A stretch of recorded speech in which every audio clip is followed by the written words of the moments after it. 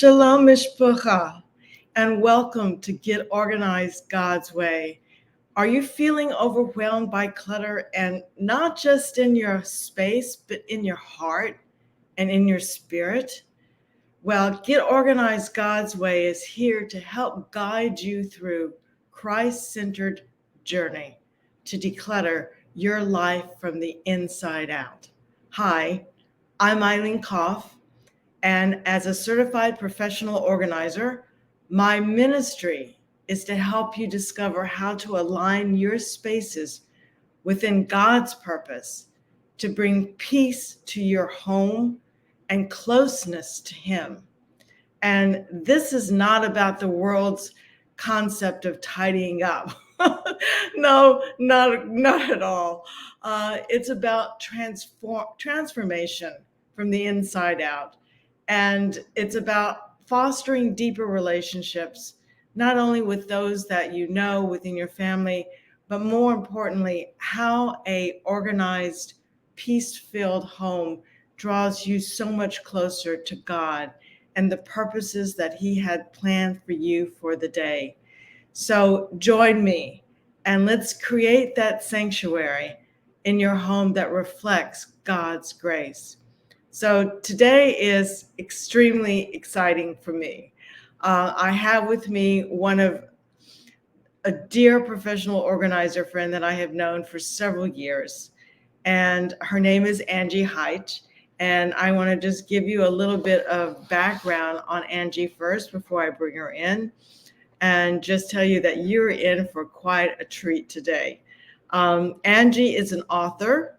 She's a speaker and a podcaster, woohoo, and a certified professional organizer. Now, for you that don't even understand the concept of certification, let me tell you, it is not an easy task to get our certification. We have to go through this grueling test and go through courses and things of that nature. So anytime you see certification before professional organizers, you know there is something really special about that person. So anyway, she also lives in Eastern Tennessee, which from my house is not that far. So her years of experience working with clients with her organizing company, it's called Ship-Shape Solutions, say that 3 times fast, gives her a unique insight into both the challenges of clutter and disorganization and the freedom and peace that order can bring. Now, that's the general, topic at this point is that's what getting rid of our clutter. And there's all kinds of clutter. And she's going to talk to you about all the different kinds of clutters that she has run into in her professional background. But she says that she now brings that wisdom into her writings and her speaking and her podcasting. And her goal is to help listeners and readers simplify their lives so they can focus on what matters most and spend time loving what they do.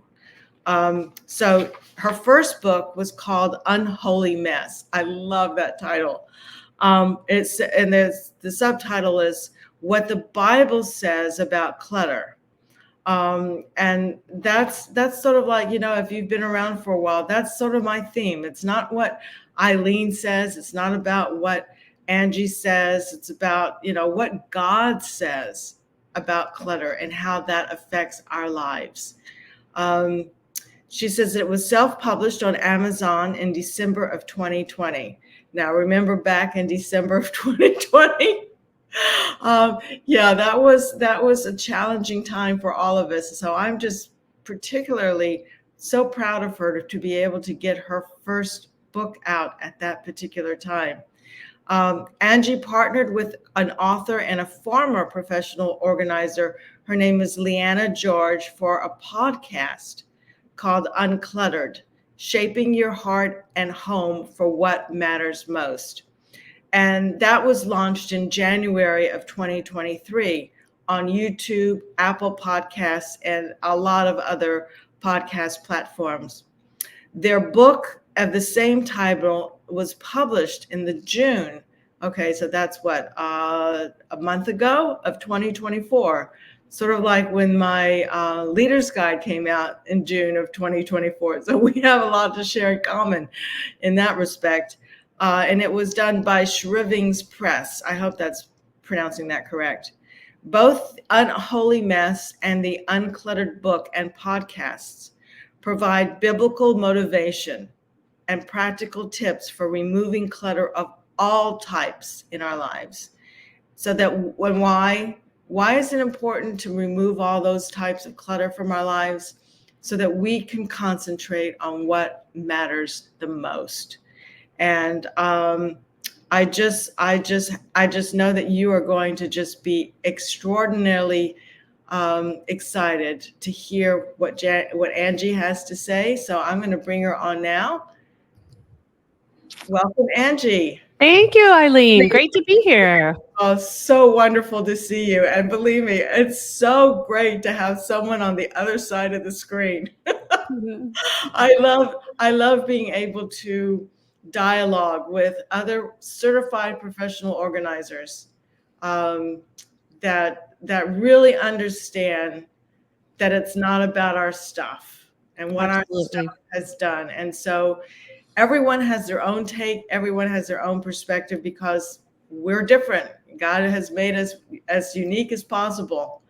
So I want to just ask you, I know that we met several years ago prior to all of this stuff happening in our lives through an organization called Faithful Organizers, right? Yes. So how did you find out about Faithful Organizers? And tell us a little bit about your experience in that. Yeah, sure. So I, as a new organizer, the first time I went to a NAPO conference, NAPO is National Association of Productivity and Organizing Professionals. So it's a worldwide association of organizers. So the first time I went to a NAPO conference, I think it was 2018, and I just saw a sign that mentioned there was going to be a devotional every morning of the conference by this group called Faithful Organizers. I'd not heard of them. And I thought, well, that sounds like something that I would like to do. So I think I'll show up for that devotional. And so I did. And it just changed everything about the way I approach my business. I'd really never thought about that my work could be a mission. Mm-hmm. And, I think a lot of us are kind of tempted to view our lives as sort of like a pie chart. We've got our work life, our home life, our spiritual life, and when really, if we're doing it right, our Christian life, our relationship with God should affect every single piece of our life. So I went to those devotionals, I joined Faithful Organizers, and been a part of it ever since. I know, Eileen, you were education director, writing and leading devotions for many years. I did that for a couple of years. And then I helped, there was a group that had the idea to publish a book that kind of chose some of the best devotionals over the 20-some years of Faithful Organizers. And Eileen was one of the original founders. And so we chose some of the devotions and published a book in 2023 called Faithful Organizing Devotions for a Christ-Centered Business. So I was on the team that put that book into Amazon. It's specifically for Christian professional organizers. And I still go to the monthly devotions and love that group of organizers. Yeah, I read the obviously read the Faithful Organizing book that you guys put out, and it's not just for. I mean, it's that's the purpose, but there is so many great devotions in there. Yeah, it's really good. That really just it overarches so many, not just professional organizers, any Christian business, any person really. Anybody could get that and get so much out of it. So I love it, and I love it was something that Faithful Organizers had been wanting to do for so many years. Yeah. Yeah, and you and I both have quite a few devotionals in that book. Yeah. Yeah. So I'm just so blessed that you guys got your acts together and you got it done, and it's out there. And I just know that it is blessing so many people because of it. So, Yeah. praise God for your hard work in getting that done. Mhm. So let's go and talk a little bit about your testimony a little bit. I know that we didn't discuss this at all, but how did you get where you are now? I mean, do you have a story that you'd like to share? If not, we can skip. My testimony as far as my faith story. Anything that you would like to share about, how you ran into the business of professional organizing, and what was it about you, and what it was about you and God and all of the other stuff. Yeah. Okay. So how I got into organizing first is a pretty funny story. So I have a background in science. I was a science nerd. I got my undergrad degree in biology. I worked for a year at CDC, Centers for Disease Control in Atlanta, in the leprosy lab, test tubes and Oh, petri dishes. Then I went back to school to get certified to teach high school science. That career did not last very long. That was not the career for me. So then I went back to school and got a master's worked as a PA, physician assistant in pediatrics in inner city Atlanta. wow. Um, and I really liked that. But I had a short career because by this time my husband and I had taken turns going to grad school, and we'd been married 7 years and we were ready to start a family. Wow. So I knew I wanted to stay home, raise our daughters for a while. And so I put work on hold. I was doing little bits and keeping my certification up as a PA. But then I was home for so long, and I forgot a lot of the medical stuff. Well, during that time at home, I started getting interested in theater and community theater, acting. And I knew I had always loved to organize, but I didn't really think much of it as far as a career. Well, I was helping the community theater declutter and organize their props and costumes and set pieces, and it was an absolute disaster. Oh, that's hysterical. Yeah. So I could barely even go in that room. It just made me crazy. And so the theater had a part-time employee, and I heard people say, "Oh, well, Sharon's really been wanting to get that organized for a long time." So I said, "I need to meet Sharon. Sharon and I need to work on this room because I can't stand it." So we took several months. We went through everything the theater owned. They were paying for a storage unit for some stuff. They didn't even know what they had in there. Does that sound familiar? Yeah. And so we Hello, people. Yes, we Yeah. pulled everything from that storage unit, from the 8 closets in that room. We had tables spread everywhere. I mean, it just was the biggest mess, and I thought, "This is so much fun. I want to do this every day of my life. So, is there a way that I can do that?" Well, so then I Oh found my out that gosh. organizing is a thing that people do for a living, and I found NAPO and did some research. Well, at that time, my girls were really young, and I just thought, if I do this, I have to start my own business, and that was intimidating for me. Oh I wow. just thought, "I'm not sure I can do that." So, I kinda put it off, and I took a safe job. I was an elementary school teaching assistant, and that was okay, but I just couldn't get this out of my head about organizing. So when we finally hit the empty nest stage of life, I had a little more time on my hands, and um, I just kept talking about it. So my husband, we were on a bike trail So in let me just Georgia. stop you here. Yeah, So you found your love when they were little, right? yeah, And you didn't actually get started until yep, college. yep, Wow, that's quite some time. yeah. Okay. I didn't get, yeah, it was a long time in between when I found out about organizing and when I actually started doing it. So my husband and I were having this really serious conversation. It was time for me to decide if I was going to go back into the school. I'd done 3 years of that. And my husband just said, "I know that the idea of starting a business is very scary to you, but I'm telling you, I just don't want you to regret later on if you don't give it a try. I'll be behind you all the way. I really think you'd be good at it.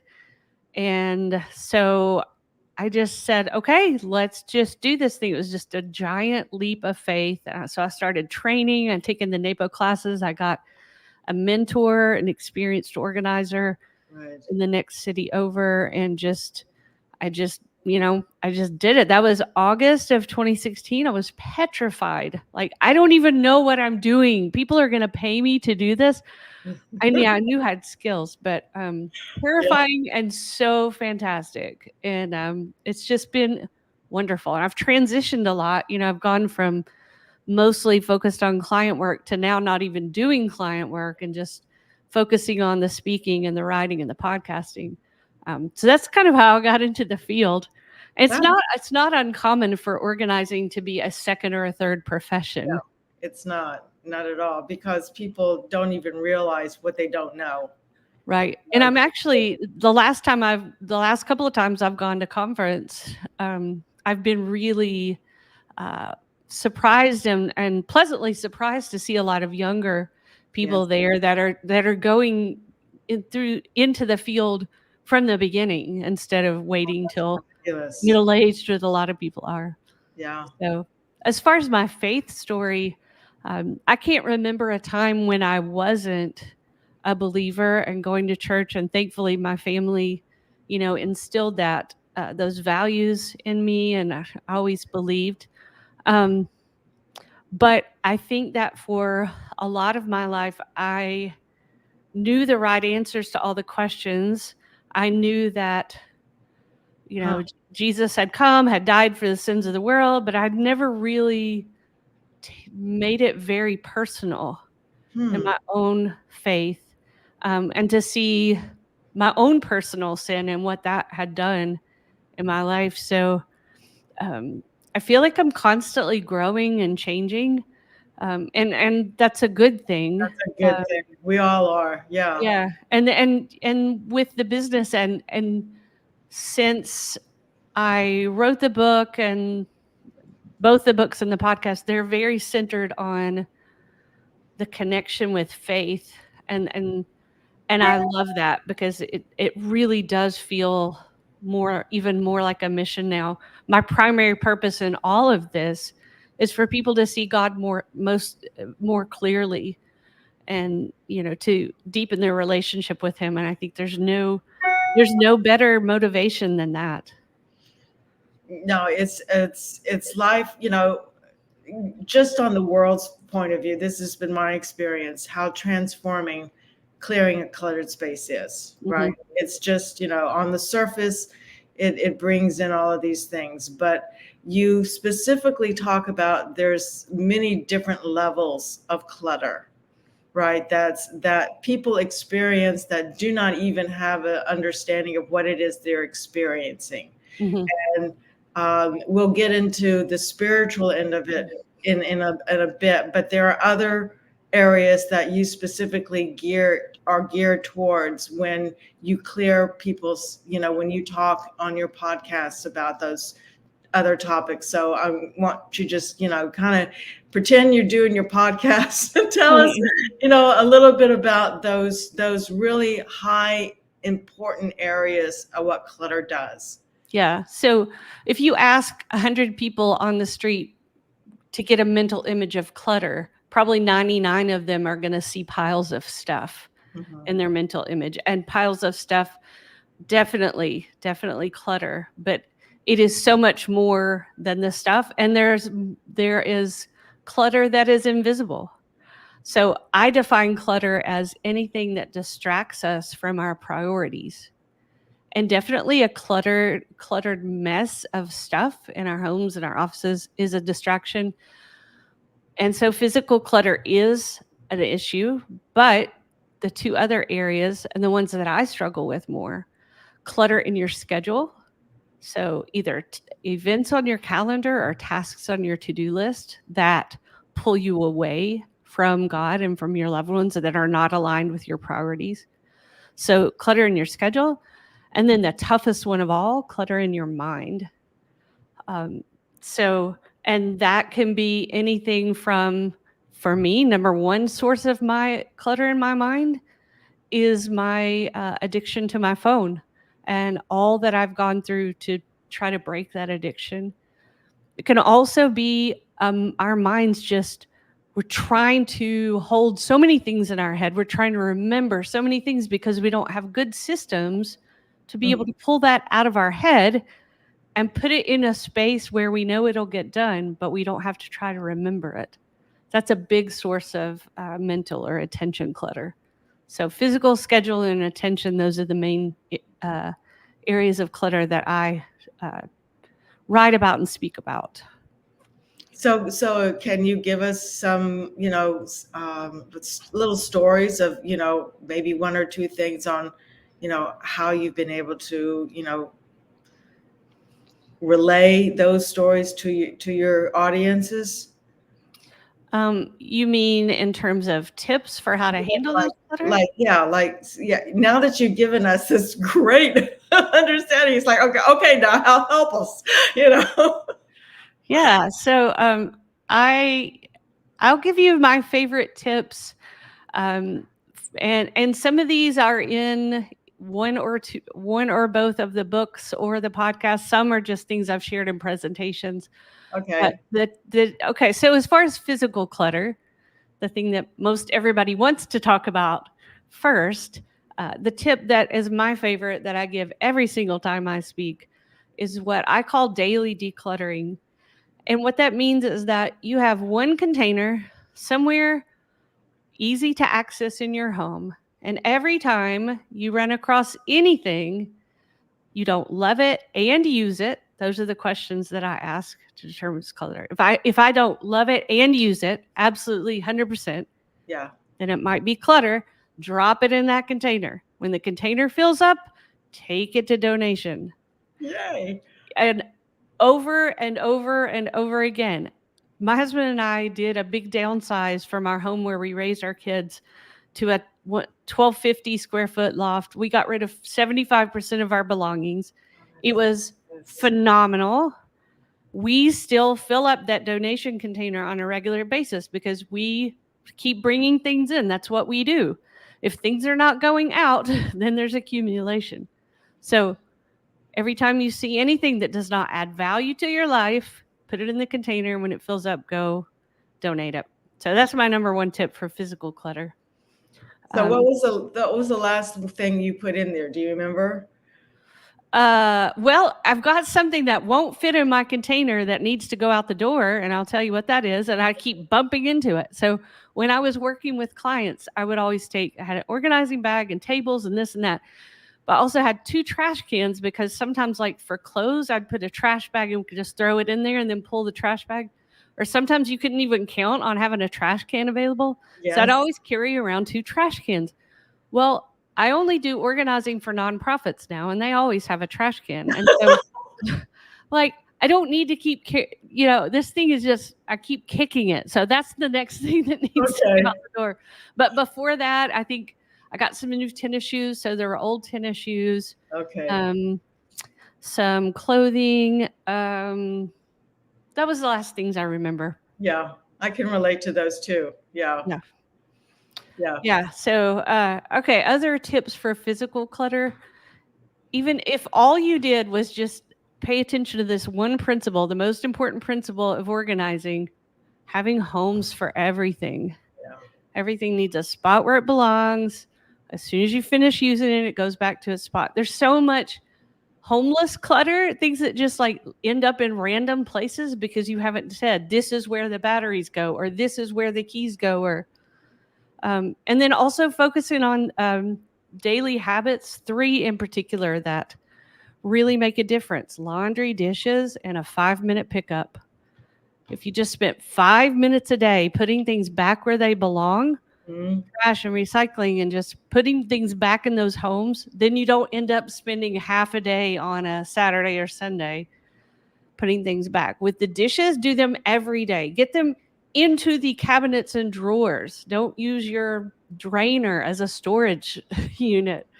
The laundry, get them folded and in the closets and the drawers. I have had clients that had like 10, 15 baskets of clean laundry. It never gets put up. That is so cluttery. So. And why do they have 10 to 15 baskets? It's like beyond my understanding. But anyway. Exactly, because you and I both know, the Pareto principle, 80-20 rule. Yeah. For every category of things, we tend to use 20% of it 20%. 80% of the time. Yep. So if you have 100 shirts, you're wearing 20 of them 80% of the time. You don't need 100 shirts. No.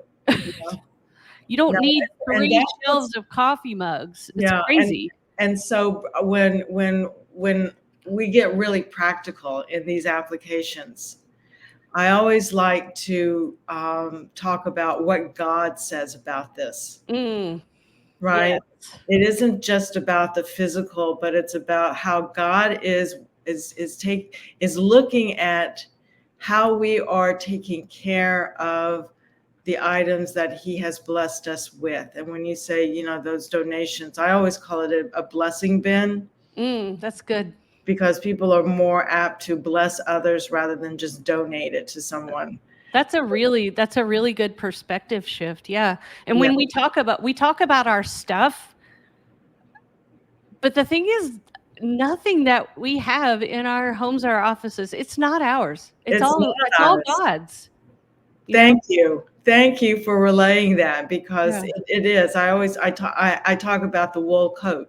Well, how do we get the wool coat to begin with? Well, God created the sheep to create the wool so that we can, everything belongs to him. And it really is a matter of, we want to be blessed, but are we taking care of the things that he's already blessed us with? Absolutely. Psalm 24:1 says, the earth is the Lord's and everything in it, the world and all who live in it. Yeah. And our job is to be a good steward. And we don't really use the word steward much in our current day, but in biblical perspective, that was a very common principle.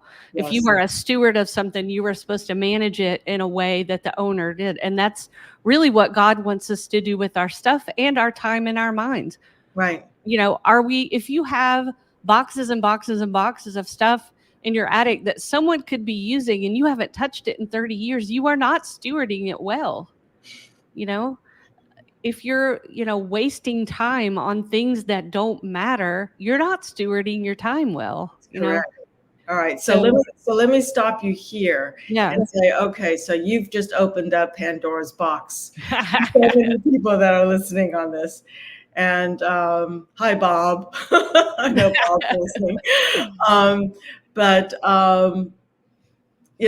It's sort of like, okay, so now I understand this, and I get that, this is, I know how do I go about doing this? I mean, like, where do I find the time? Remember, you were talking about there's the 3 things. There's time and there's the other concept. So let's talk about the scheduling of the time to be able to do what you want to do. Yeah. I mean, that's always the tricky one, right? Yeah. And I mean, the real truth that whether we're willing to admit it or not, we make time for what we value. And I can talk to someone who say, oh my gosh, I don't have time to do any of that. But I just binged this show and it was amazing. Okay. All right.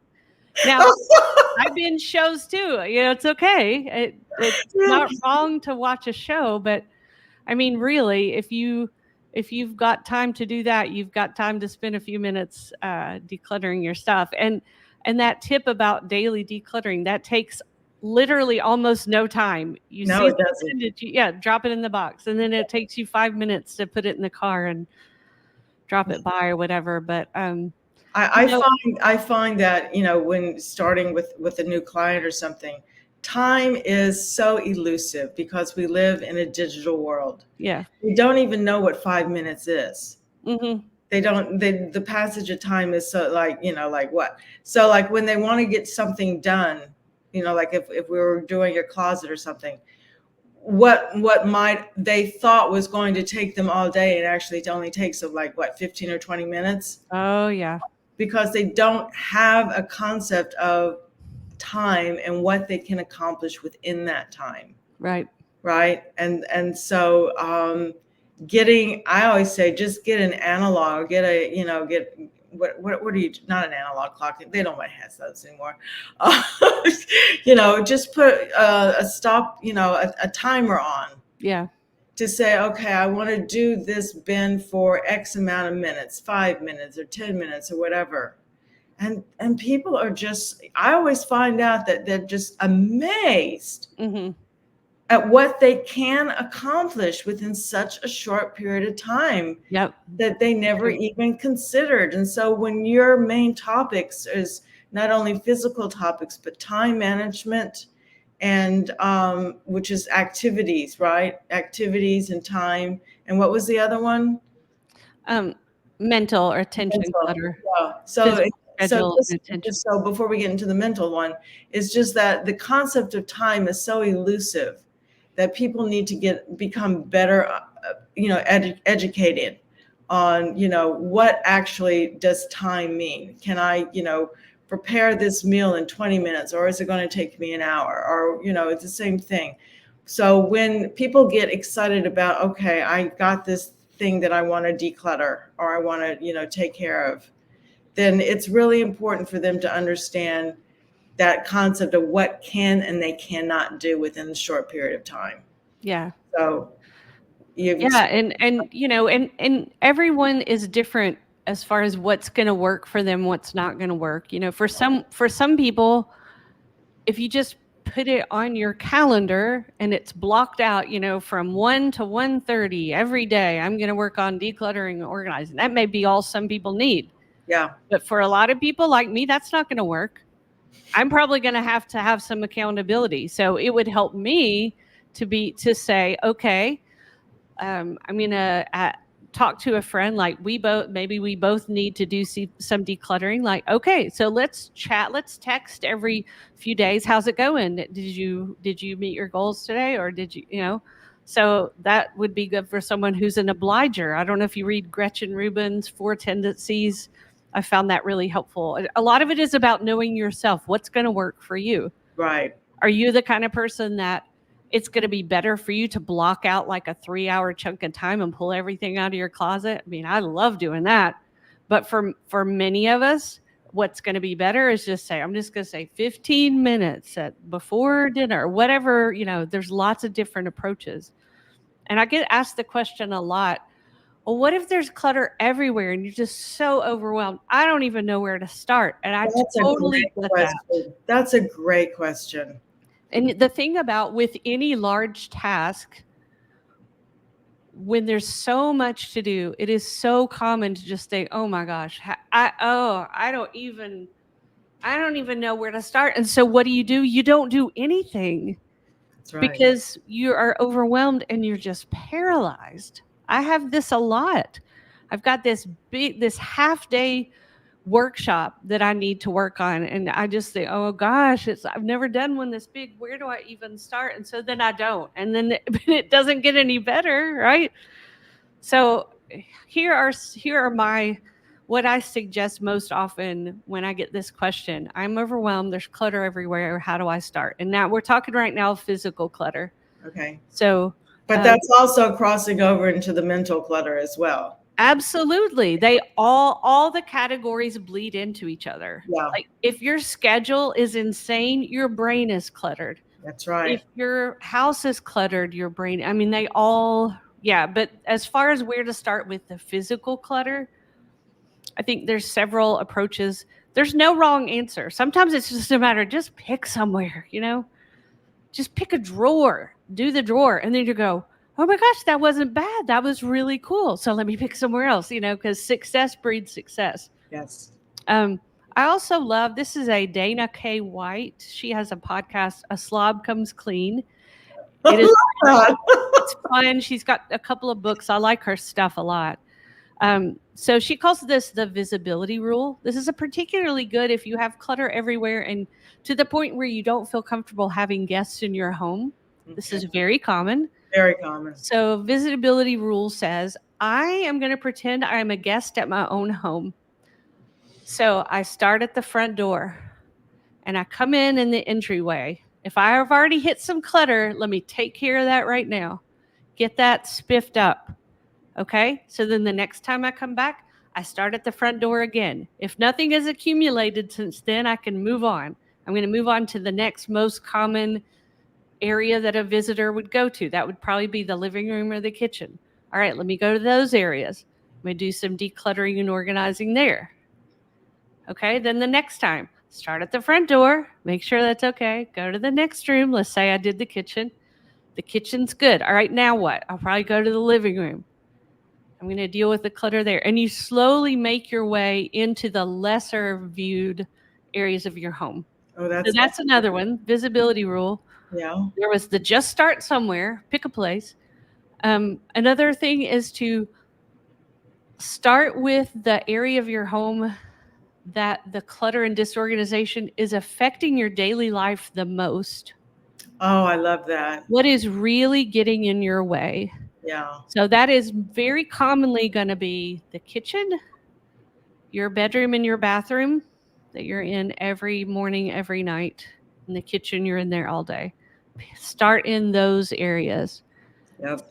I really like starting with surfaces, countertops, furniture tops, and floor. The top, so the kitchen, the countertop, that is prime real estate. Very few things need to live there. Only things you're using every day. Otherwise, that needs to be workspace. Same with your desk. So, clear the surfaces. Then you can start getting into drawers and cabinets. If you don't love it and don't use it, make it go away. So those are probably my top ones. Visibility rule, start, pretend to be a guest and work your way back. Number 2 was just pick somewhere, make some progress. Good. Number 3 was pick the area that is interfering with your daily life most. Start there and then keep going from there. Was there another one? Was that all? Those are great. I actually, it's funny that you mentioned kitchen, bedroom, and bathroom because next week, those were the rooms I'm going to be talking on. Oh, okay. I always get a call like, where's the most needed things to do? Okay. But I love your idea of the living room. Let me explain why. I was at church. Every Thursday I go for a Bible study at church, and one of the women they know what I do. So one of the women said, I really want to have a Bible study at my house, but my house is just too, like you said, everybody's got something, right? Yeah. I don't want people coming into the house, right? Right. All right. So I says, okay, so let's look at let's look at the Acts chapter in the New Testament. So I'm like, what? And I said, where was the first church? It was in homes. He says in homes. I said, so when, it's great to go to church, but where does real learning take place? Right? Where do we come together as individuals and really have strong relationships built in the home? Yep, absolutely. Right? So I mean, you could have seen the tears coming down her face. Understanding that when the home is in a place where people can come, then you as an individual, this is what I have found, are so much more reflective, to see people see how you live. It's not what you say, but it's what you do. It's how you live. It's the surroundings that are important to you is what people think about you, right? Yeah. And those relationships that are built in homes are much more value than I think in any other places. Why we have dinner parties or whatever, that is so much more, there's so much more communication done, deep communication, not just this communication. And that's another reason why I like your thing of just, how to do this. Just start. Just start at the entry room and then just go as pretend you're a guest. That's beautiful. So that you can see things from a different perspective. It's sort of like when I would go and they go, okay, I want to do this room. And I go, okay, so let me take a picture of this room and let's go outside. Before. And I says, okay, so here's a picture of the room. Oh, it doesn't really look like that. No, I just doctored it up really quickly.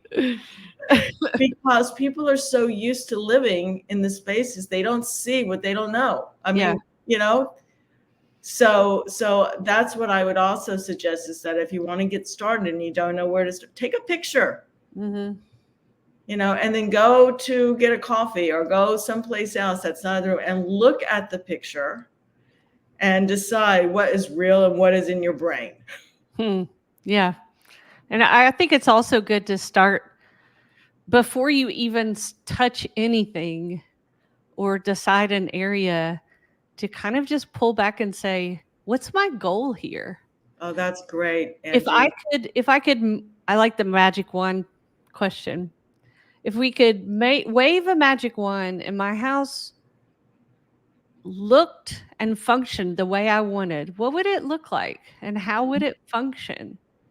And then, okay, so what about what I have now? What's working? Because there will be some things that are working.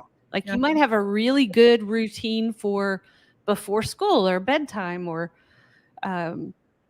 you may have a good routine with your dishes or whatever. What's working? And then what's not working? And so let's make some goals before we even begin. Right. And prayer with those goals too. I mean, it's all related. One of your questions was, what was your inspiration for writing the book? And yes. And if I kind of pull back from that, the number one inspiration for all of it is the Bible. And my first book, Unholy Mess, What the Bible Says About Clutter. It's funny because when I present, I'll say, okay, who wants to guess how many times is the word clutter in the Bible? And everybody looks like, they think it's a trick question. Yeah, really. It's like 52 times, but I don't even know it's there. And I said, no, this is not a trick question. It's not there at all. That's right. They use the word clutter. However, if clutter is anything that distracts us from our priorities, then the Bible is chock full of scriptures about things that we put before God. That's right. Oh my gosh. All the idols, right? Oh, absolutely. And then, the Bible talks about making the most of every opportunity because the days are evil. That's time management, loving God with all our heart, mind, soul, and strength, mental, with our mind. I mean, it's all in there. All the principles. I mean, from the very, before the world was even created, Genesis 1, the Bible, the universe was chaos. God took that chaos and created order in a very systematic, organized way. So it's all in the Bible, all of it. I mean, when I talked about order, when we had the eclipse, the eclipse could not have happened had our universe not been in exact order. Ooh, that's good. Yeah. It had to be the exact distance and the exact size. Yeah. And man did not make this. Yeah. Our first, maybe our first very episode was like, who invented organizing? It was kind of fun because we went back and looked at the organizing industry.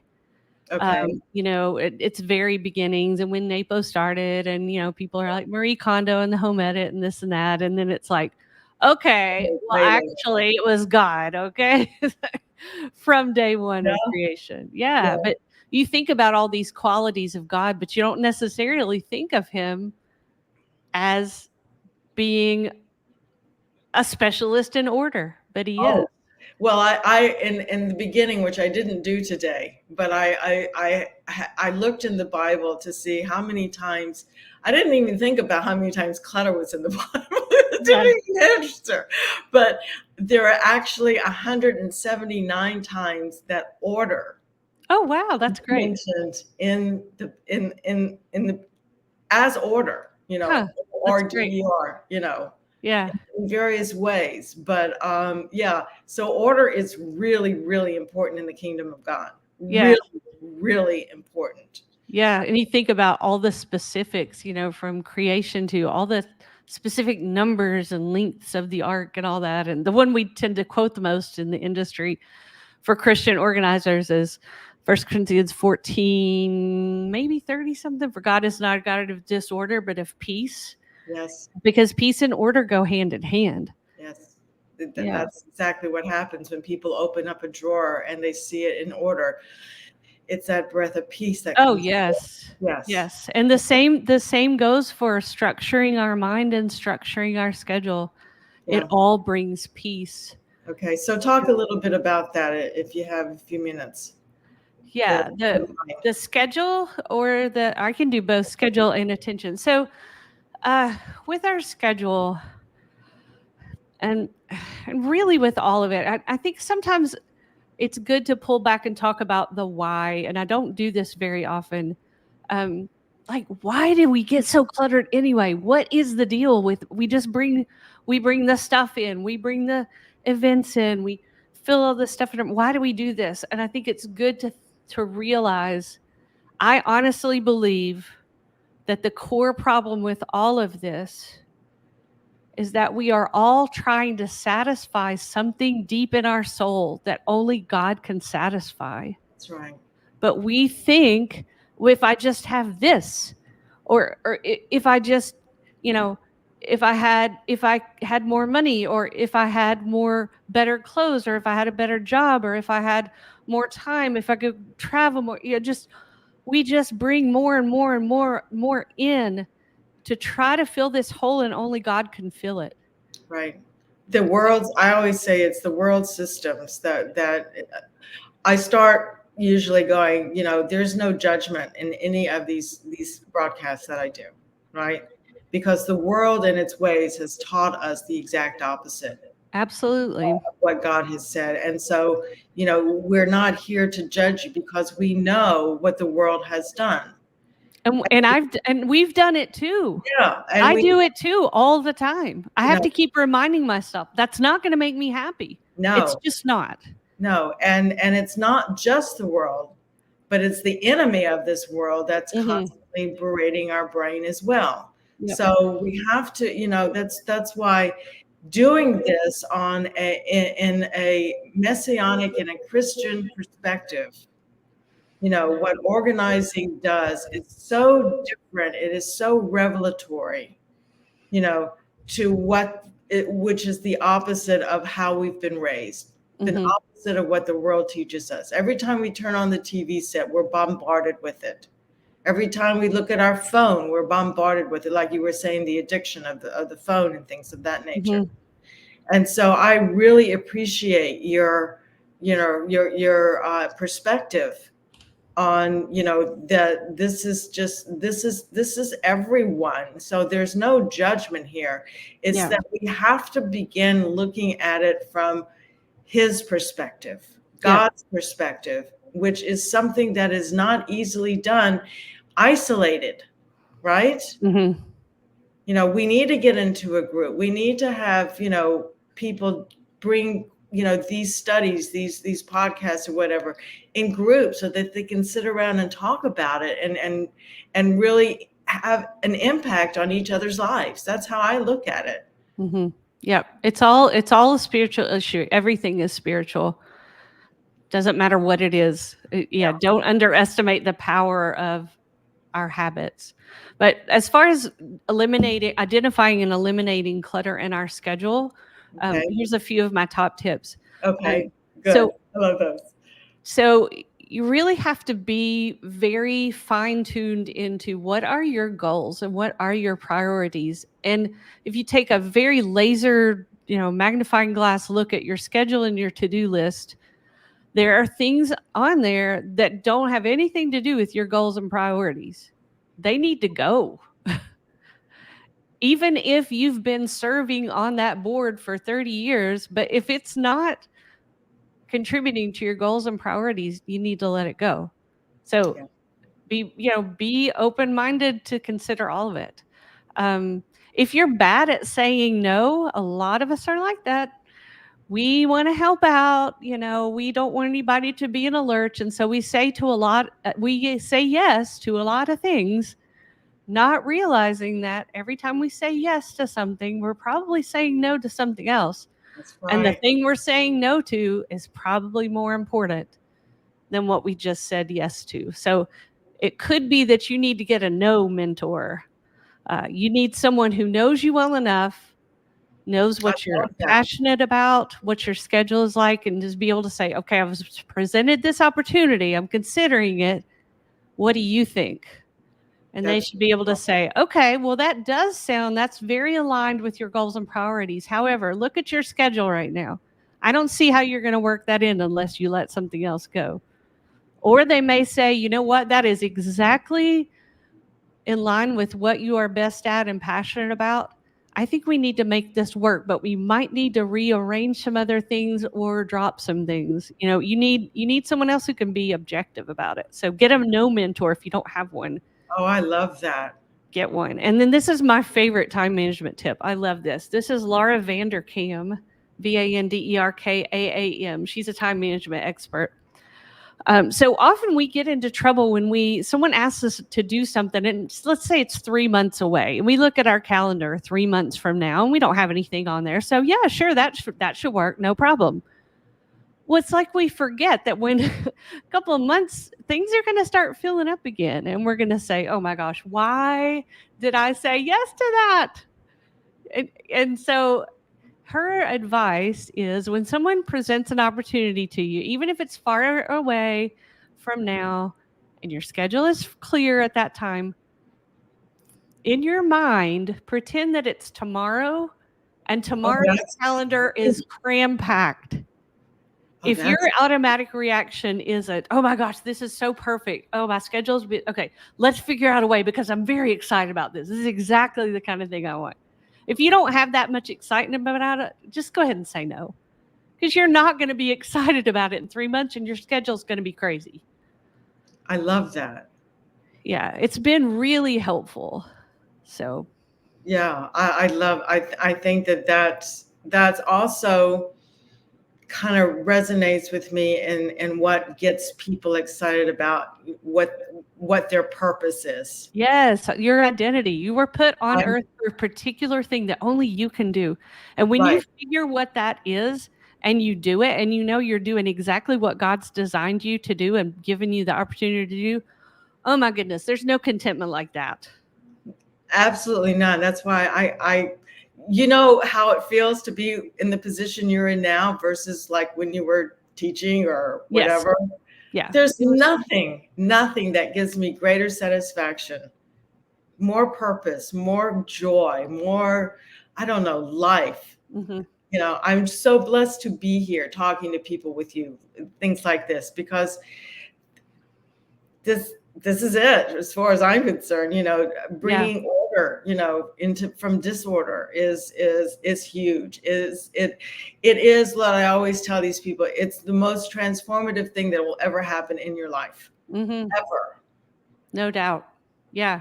And I couldn't imagine a profession that I could have had that would have been anything, better than this. Mm-hmm. So I know that feeling, and that's what you're getting at. That's,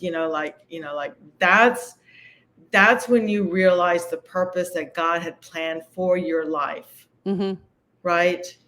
And to be able to say yes to those things that fulfill those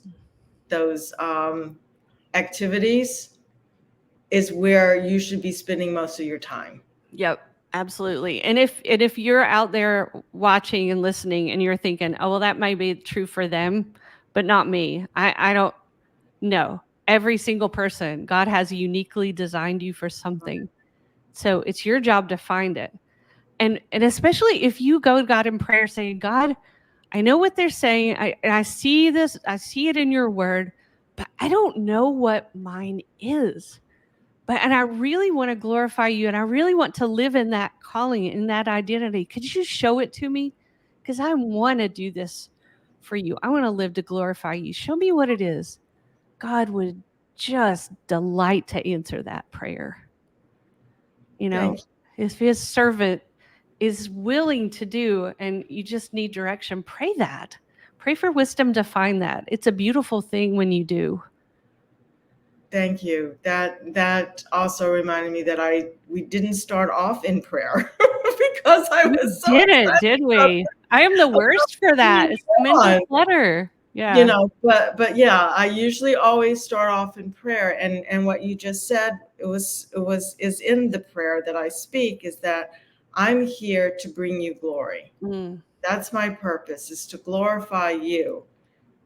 And to prepare those that are listening to be able to understand their purpose. And I talk about that their purpose for the day isn't just for the day, but their purpose is through eternity, through looking through it through the eternity lens, right?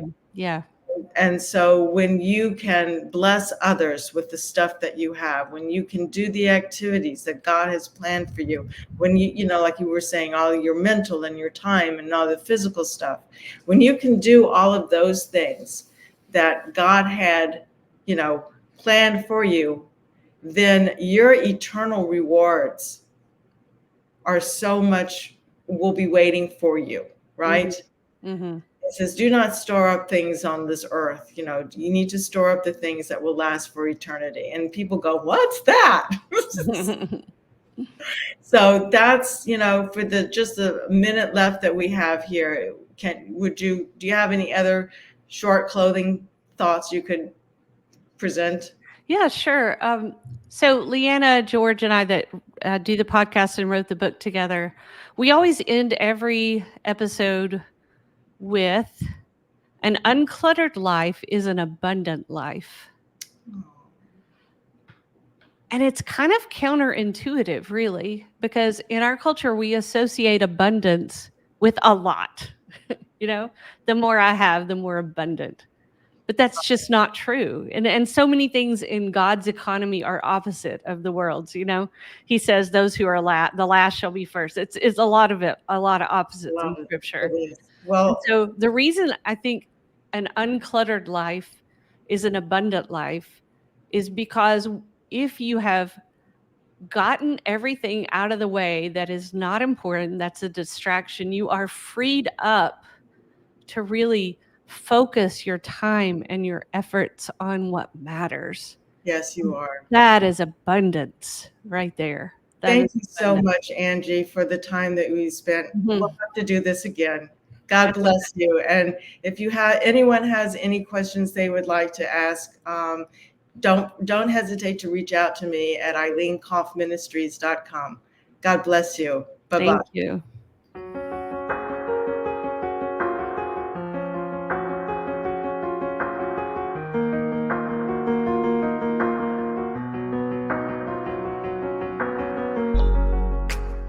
If you missed today's show or want to watch it again, or want to tell someone where they can watch this episode, go to lambnetwork.tv, where you will find this show and all the other live Lamb show archives in the on-demand section of the website.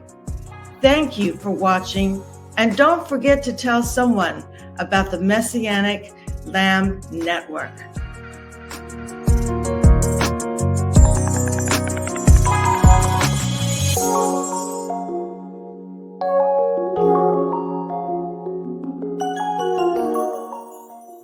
We are richly blessed to bring you what we believe is the fullest, most diverse, yet up-to-date progressive teachings, discussions, and prayer programming you can find anywhere on this planet.